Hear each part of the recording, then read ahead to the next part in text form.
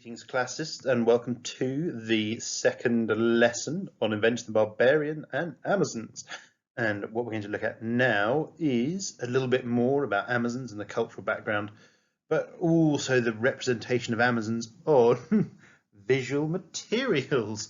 And visual materials are called vismat. So if I use the word vismat, it is referring to the visual materials that are used in the course to depict Amazons and things. So let's move on. So one thing that you'll see in visual depictions of Greeks and Amazons is heroic nudity. So you'll often see in statues and pots and other artistic depictions, men usually. Occasionally women, but very, very rarely, wearing no clothes. And that's an artistic trope called heroic nudity. And heroic nudity indicates, unsurprisingly, heroic or semi-divine or divine status. It normally means there's something special about the individual if they are male. If they're female, it could be the goddess Aphrodite. So there could be a suggestion of divine lineage. It could also be that they are prostitutes, or that you're looking at some pretty naughty pots or statues, or so on and so forth, which do exist. Anyway, we'll come on to that later, perhaps. So, nudity is important because it allows a depiction of muscle tone, and that indicates strength and discipline and control and order and all of those things that make you Greek, and to an extent make you a Greek man.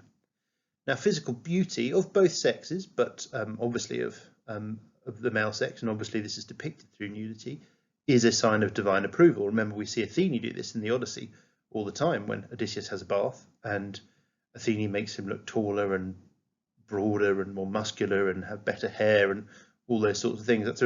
It is to help Odysseus, but it's also a sign of his approval, Athene's approval. Now, public nudity is generally only associated with men, and that would be men, working out, men going to the gymnasium, taking part in athletics, swimming, all sorts of stuff. It's perfectly normal for men to be naked in a sporting sense, and women not so much. Well, women not at all, really. Women weren't even allowed outside the house, let alone to be naked. Now, the exception to all this is Sparta, which is so often an exception that we need to consider. And we'll come on to Spartan women a little bit later on, but Spartan women probably exercised naked, or certainly in very revealing attire, for a variety of reasons that are not necessarily a sort of wanton abandonment of sexuality, as we shall see. Now, one thing to point out, that this is an artistic trope, or a way of expressing a certain sort of characteristic. It isn't actually how Greeks fought on the battlefield. So it is an artistic representation and not a reality. Although the Spartans did often exercise naked before battle, when they actually entered battle, it was fully armoured. So what I'd like to do now is draw or describe the perfect Greek man. So 5-minute pause and have a go. Draw or describe the perfect Greek man. Who is he? What, perhaps, what is he wearing? What is he doing? What's his family like? Where does he live? All of those things. And obviously think back to the Odyssey. But the Odyssey is a slightly different time. I would say 80–90% of it is the same, but there's some big differences between our Homeric Greek ideal and that of classical Greece, which is what we're now looking at. Did you stop? Good. So I'm sure you've got all the right sorts of things, in that he's muscular, he's a warrior, he's married to a beautiful woman, he's got sons, he's good looking, strong, brave, intelligent. I think the probably rich, because that shows intelligence and love of the gods and good luck and ability and all that sort of thing. I think the other thing that you may not have picked up on, and that really is an ideal that we need to get to grips with, is the perfect Greek man as a political citizen. So the citizen of a polis, of a city-state, but someone who takes part in that politics, someone who takes part in the affairs of the city. Now, often that's politics. That could also be in a military sense as well. So he fights for his city. He takes part in politics for his city, not for himself. And that city could be a democracy, it could be a kingship, it could be an oligarchy. But I think that's the big difference. These Homeric heroes are the political world of their kingdoms, whereas the perfect Greek man in the classical era takes part in a formal political system. So anyway, here are just a couple of examples of heroic nudity. On the left, you can see a couple of warriors called the Riaci Bronzes, and you can see they are muscular. They have very manly beards and manly hair. They're quite kind of relaxed, but poised to spring into action. They had spears and shields with them, but those have rotted away or disappeared. They've also, as I'm sure you've no doubt noticed, got very small genitals, and that shows that they are restrained sexually. That's quite an important part of the depiction. Small genitalia shows that you are not obsessed with sex, that you are in control, and control and moderation is a key part of being Greek.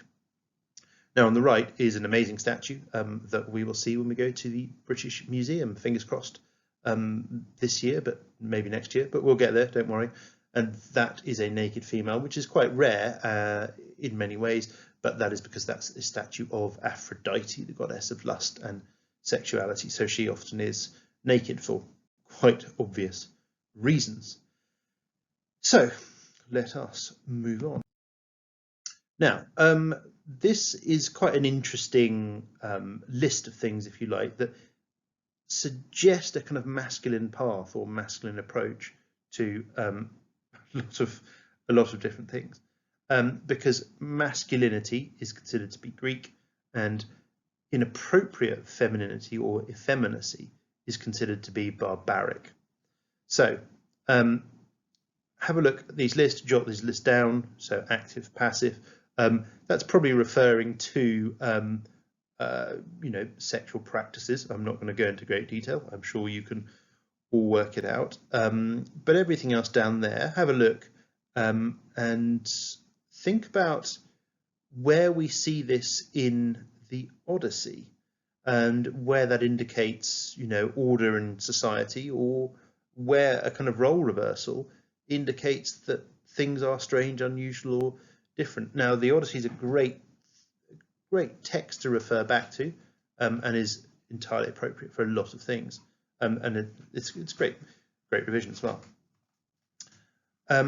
So jot this list down, but also think about where it might have appeared in the Odyssey or any other, or the Iliad if you know it, or anything else. So law versus nature, hairy versus smooth, outside versus inside. Well, outside versus inside, you've got the classic, haven't you? You've got Odysseus traveling around the world and Penelope never leaving her palace. So stop, write it down, have a go at that. Now, this is one thing, sorry, the cats are screaming to be let out of the room, so I'll have to do that. Go on then, bugger off. Yep. So, this is one important element of masculinity and Greekness, and we'll come on to this in great depth, but I think it's important to identify it now, and that is fighting styles. Now, the Greeks fought in an interesting formation called the phalanx, and the name of the soldiers who fight in the phalanx is the hoplite. And as you can see, they are heavily armoured and unified. They fight in formation, and that formation requires a lot of discipline, a lot of bravery, because your shield is protecting yourself, but also protecting the person next to you. So you've got to stay in line, whatever the risk to you, in order to preserve the life of the person standing next to you. But also you have to trust them too. So this requires everyone to work together, everyone to work in order, And this isn't the warfare where you've got one single glorious hero running around slaughtering people without thinking about his fellow soldiers, his fellow men.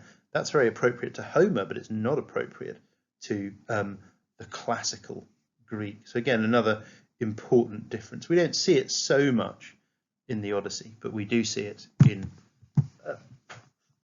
Sorry, cat malfunction there. The other thing to point out about the phalanx is the equality of risk.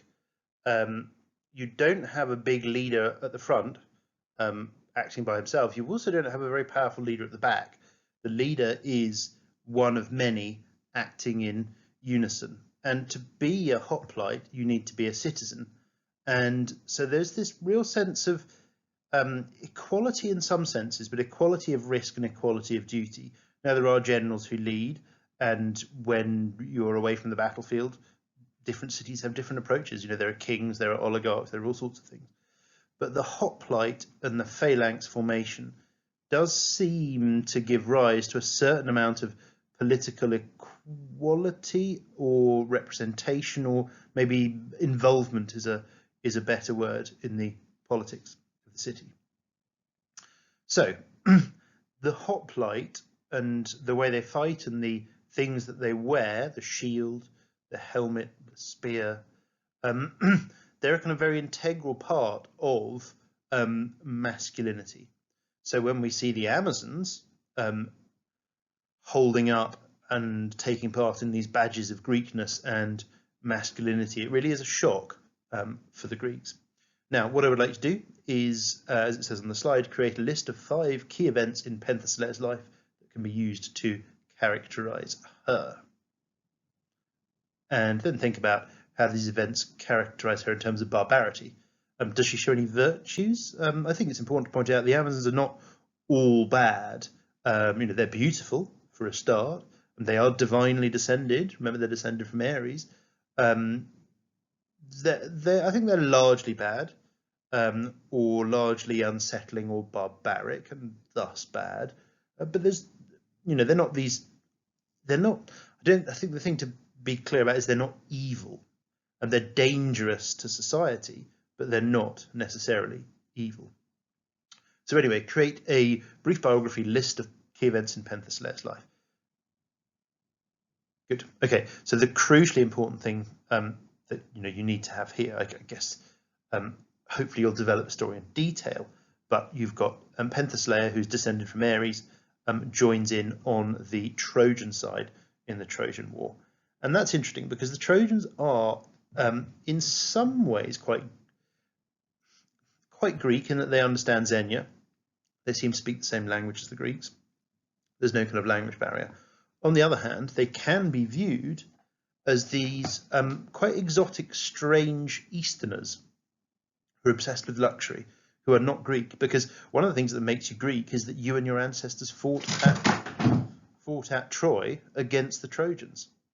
And the Trojans summon a whole series of strange and exotic and barbaric allies. They summon the Amazons, warrior women who are a complete inversion of, gender roles and normal society. They summon the Ethiopians, who are mythical people on the edge, or rather really beyond the edge of the known world. And also the Pygmies, a sort of, again, a group that represents, exoticness and strangeness. So the fact that the Amazons appear in this group does really hint at their strange, barbaric nature. So you need to have picked out that Penthesileia was descended from Ares, that she fought at Troy, that she was a leader of women, that she had some success in battle against men. Different versions of the myth dictate different levels of success. Some obscure myths that I don't think are particularly classical have her defeating Achilles and then he's brought back to life by the gods. But I don't think the Greeks recognized that version of the myth particularly. But anyway, she takes on Achilles and they have this monumental duel, and it takes Achilles, the greatest of all warriors, to overcome her. And then when he finally kills her, he falls in love with her, which is a bit strange. But I think it represents the kind of fear and fascination that many Greeks would have had for the Amazons. So So that was just a super quick run through. Hopefully you've got just a little bit more detail about what she does in Troy, who she fights, so just a little bit more. So moving on, I'd like you to do the same thing for another crucial figure that we see represented in pottery and art, and that is Hippolyta. So again, create a list of 5 key events. So here we're going to be looking at the girdle of Hercules and what she does or doesn't do. There's a variety of myths. The other thing that you really need to pick up here is Hippolyta and Athens and Theseus. So here we see Hippolyta integrated into 2 of the most important heroic legendary figures, Hercules and Theseus, and she attacks or is inside the city when it is attacked, depending on the variations of myth, Athens, one of the most important cities in the Greek world. So the Amazons have offered a clear and direct sort of military threat to one of the most powerful Greek cities in the world. It's not just the myth of Troy, which the Greeks would have all believed more or less anyway. There is this story: the Amazons attack Athens and are only just driven off after serious conflict. So give some detail on that. It should all be in Man. If not, then that's Man's Amazons extract that you read. If not, have a quick Google. But it's really important you understand who Penthesilea was and what she did, who Hippolyta was and what she did. And if you can pick up details on the other Amazons as well. So Antiope is important too. There are a few more named Amazons, but Penthesilea and Hippolyta are the most important, aren't they, Loki? Yeah. Thank you, Loki. So what I'd like to do now is have a look at this pot, this piece of visual material, or Vismat. Now, this is not something that will come up in the exam, but it is a very standard presentation of Achilles and Penthesilea, with Achilles victorious, Penthesilea being defeated. But I think it also captures the kind of moment where their eyes meet. Penthesilea dies and Achilles falls in love. Sorry, the cat's being a real pain. For God's sake. So have a look. How are these 2 images similar? How are they different? And what's the significance of these differences? So one thing to think about is what's Penthesilea wearing and what's Achilles wearing. So there's some similarities there. They've both got the big shields that are necessary to fight as hoplites. They've both got hoplite spears and they've both got hoplite helmets. But only Achilles has got the hoplite armor. Penthesilea has actually got an animal skin. As you can just see the claws of the leopard and its head down by her legs, which is a slightly different mode of dress. She's obviously got white skin and so on and so forth. So how are they similar? How are they different? Jot them down, take 5 minutes, go.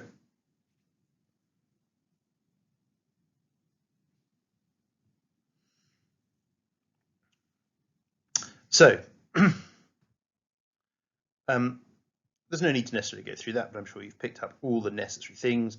So stance, colour of the skin, which is not a racial thing, it's a male-female thing. There's also an element of that being the way the pots are actually dyed, not dyed, sort of, designed and made. Actually, this is called a black figure pot because the figures are normally in this kind of black glaze. So the fact that Penthesilea's skin is white is, again, not a racial thing. It's suggesting she is female and soft. Remember the idea of white-armed hero or white-armed Penelope. So it's a real emphasis on her femininity. Similarities are weapons, bravery, the fact that they're fighting. Differences, Penthesilea is being defeated. She's got a slightly barbaric costume and she is more feminine. So with these prescribed sources, you'll be given a visual source to analyze in the exam, and you will have a list of all the potential visual sources that it can be, so it won't be a surprise. You will have seen it before. The questions are worth 12 marks, and there's 2 little factual questions that get you warmed up that show a very simple knowledge of the scene that you're seeing, and then there'll be a 10-mark analysis question. So this is a classic, and this is a piece of visual material. So you'll need to look at this and understand it and know it. So when you read the exemplar later on, take in all of the details given. So you would see this image. The question would be, who's depicted on this pot alongside Penthesilea? You've studied the pot, but also you should know that anyone attacking Penthesilea is most likely Achilles. During which war does the scene take place? Well, obviously Troy. And then a question along the lines of, explain how this source illustrates the different ways in which Greeks and barbarians are depicted in Greek art. So how does this show someone is how does this show the difference between Greeks and barbarians, more or less? Now, what I'd like you to do is stop. I'd like you to stop as well, Mimic, because you're being a real pain, and read the exemplar which I have attached to the assignment. So read through, but also take note of all the details. So, for example, Penthesilea's axe. What's significant about that? Well, she invented it. It's a bizarre weapon. It's more of an agricultural weapon. It's not a refined weapon like a sword or a spear. It's a weapon only used, one would probably imagine, by an individual rather than a hoplite fighting in formation and in good order. Have a look at Penthesilea's shield. It's a strange curved shield used by Scythians, a strange nomadic race that we have read about because it was the Scythians who were dealing with the Amazons, at least initially, in Herodotus. So there's signs of barbarity there all over the place, in fighting styles, in weapons, in dress, in femininity, maybe even sexuality, etc., etc. So do read the exemplar and do take note of how the exemplar analyzes this image. So highlight, etc., etc. Read the exemplar. Does it answer the question? Does it show detailed knowledge? Does it address a variety of points, different angles, all that sort of thing? Have a go. Now, the reason why you're doing that is because I would like to have a go at this. So this is another Achilles and Penthesilea image. So there is an dead Amazon to the right and a supporting Greek soldier to the left, but the centerpiece is Achilles versus Penthesilea.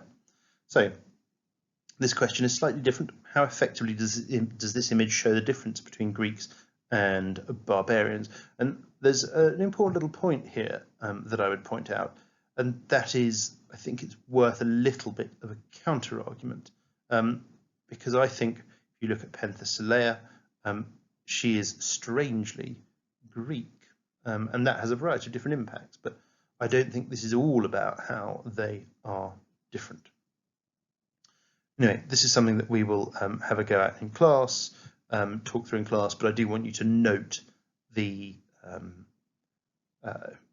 use the sort of handout attached and take as many notes as possible. Try and get together a kind of framework or outline or identify as many points as you possibly can. Anyway, that, as they say, is that. So goodbye, and I'll see you in class.